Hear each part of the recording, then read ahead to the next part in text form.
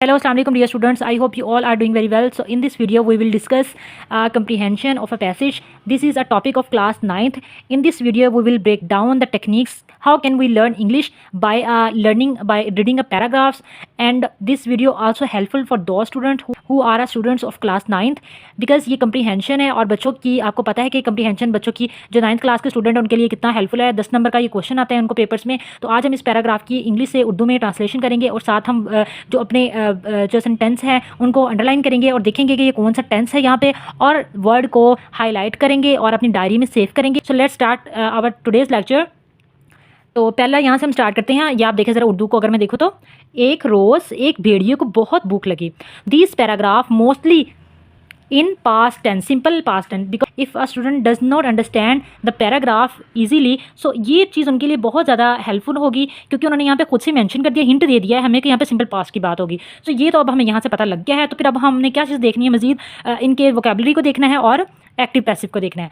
सो अब देखें, एक रोज़ एक भेड़िए को भूख लगी। ठीक है, अब ये सारी सी बात है, इसमें कोई जो एक्शन है वो कोई एस कंटिन्यू में नहीं जा रहा, कोई परफेक्ट में नहीं जा रहा। तो ये क्या हुआ, सिंपल का ही टेंस है, पास्ट का तो बिल्कुल डेफिनेटली उन्होंने कहा है जैसे कि वो वाक्य पास्ट का ही है। वन डे आ वुल्फ, अब देखिए वन डे कहते हैं एक दिन को, ठीक है, आ वुल्फ, वुल्फ कहते हैं भेड़िए को, ठीक है, वो तो आप सबको पता होगा। तो अब फील की जो सेकंड फॉर्म है ना वो फेल्ट है, जिसको हम कहते हैं महसूस होना। ठीक है, वो कहते हैं कि एक रोज़ एक भेड़िए को महसूस हुई क्या, वेरी, बहुत ज़्यादा हंग्री, भूख, बहुत ज़्यादा उसको भूख महसूस हुई। ठीक है, भेड़िए को। ही वेंडर्ड, अब देखो जो वेंडर है ना वो वर्ड का मतलब है फिरना। ठीक है, और यहाँ पे ईडी लगी हुई है, ईडी लगा हुआ है तो इट मीन्स कि ये भी हमारा यहाँ पे पास्ट में जा रहा है। ठीक है, सेकंड फॉर्म यूज हुई है। ही वेंडर्ड यानी फिरा, हेयर इधर, एंड देयर और उधर, इन सर्च का मतलब है तलाश में, ऑफ फूड यानी खाने की, बट का मतलब है लेकिन, जो कि दो फिक्रों को जोड़ा है। ठीक है, but he could not, could यहाँ पे मॉडल वर्ब है, जिसका मतलब होता है कंडीशन को बताना। वो कह रहे हैं कि कुड नॉट फाइंड, वो तलाश नहीं कर सका, एनीथिंग, कुछ भी, क्या, किसके लिए, ईट यानी खाने के लिए। एट लास्ट, आखिरकार, एट लास्ट का मतलब होता है आखिरकार। ही सा, जो सा है वो सी की सेकंड फॉर्म है। ठीक है, a flock of sheep, flock of sheep कहते हैं जो भेड़ों का एक रेवड़ होता है ना, जिसमें बहुत सारी भेड़ें आ रही होती हैं। आपने देखा होगा अक्सर कितनी सारी भेड़ें आ रही होती हैं, तो उनको कहते हैं फ्लॉक ऑफ शीप यानी भेड़ों का एक रेवड़।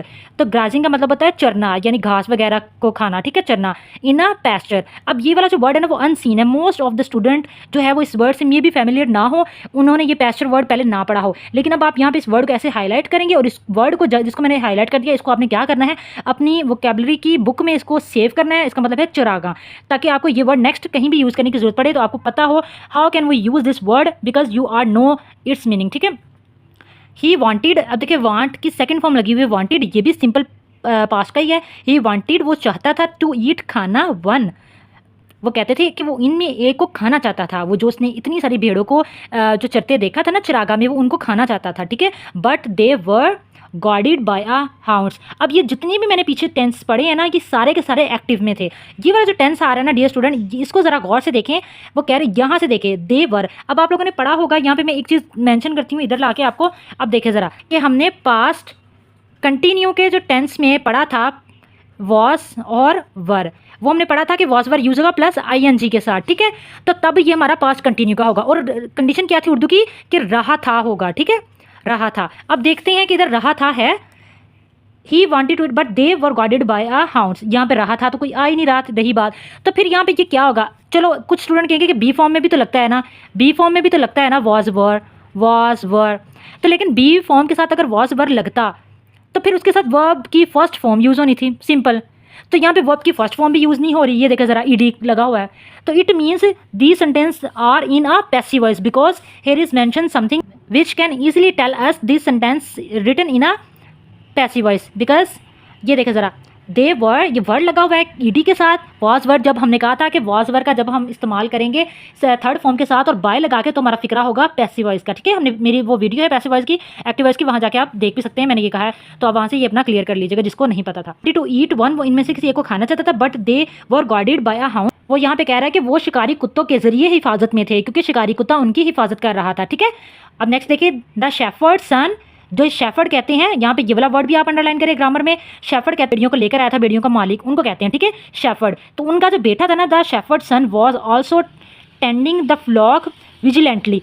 टेंडिंग का मतलब यहाँ पे है, वो कह रहे हैं हिफाजत करना। ठीक है, फ्लॉक यानी रेवड़ की, टेंडिंग को भी आपने लिखना है। टेंडिंग का मतलब है हिफाजत करना, फ्लॉक रेवड़ को कहते हैं, और विजिलेंटली का मतलब है डियर स्टूडेंट ये वाला वर्ड भी आप लोगों ने लिखना है डायरी में, ठीक है, ताकि आपको ये वाला वर्ड भी वोकैबुलरी में याद हो जाए। तो इसका मतलब होता है विजिलेंटली यानी बहुत चौकन्ना या चौकस हो गए, ठीक है, कि जो उसका बेटा था वो भी कह रहा था कि इन फ्लॉक की हिफाजत कर रहा था।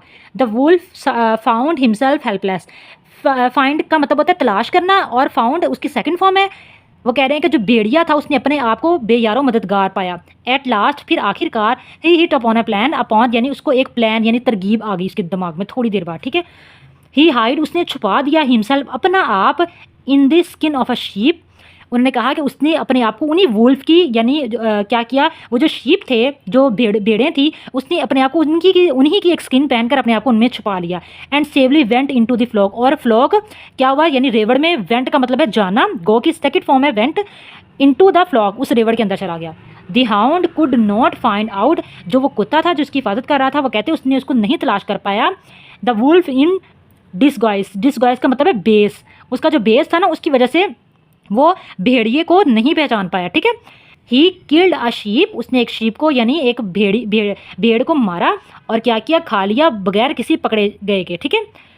इन दिस वे, इस तरह ही एट अप मैनी शीप, इस तरह वो बहुत सारी भेड़ें खा गया, ठीक है। And their number began to fall every day, तो इस तरह क्या हुआ, बिगन शुरू हो गए, क्या फॉल गिरना, नंबर्स उनकी तादाद, वो कह रहे हैं कि इस तरह उनकी जो तादाद थी वो गिरना शुरू होगी एवरी डे यानी रोज़ ब रोज़।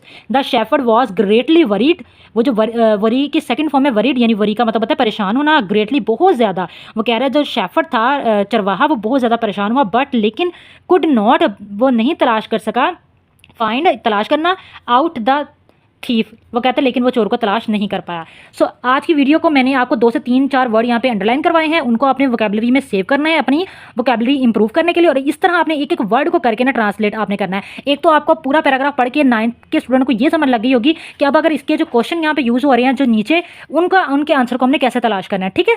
ये देखिए इधर क्वेश्चन आंसर पूछ रहे हैं, why did the wolf wander about, भेड़िया इधर उधर क्यों फिरा, वो इसलिए फिरा था द भेड़िया wander about in search of food. उनको अब क्वेश्चन बनाने के आप लोग इस तरह काबिल हो जाएंगे कि आपको क्वेश्चन कैसे बनाना है। तो ये क्वेश्चन अब आप लोग खुद बना लीजिएगा, क्योंकि मेरा यहाँ वीडियो बनाने का मकसद सिर्फ इंग्लिश की ही टेक्निक को ब्रेक डाउन करना था। तो आप लोगों ने इनको खुद आंसर क्वेश्चन कर लेना है जो 9 के स्टूडेंट, और बाकी जो लोग हैं दूसरे उनको मेरी वीडियो अच्छी लगी होगी तो मेरी वीडियो को लाइक करें, शेयर करें और कमेंट जरूर किया करें, ताकि मैं आप लोगों के लिए मजीद इस तरह की वीडियोज़ बनाते रहूँ। तब तक के लिए अल्लाह हाफिज़।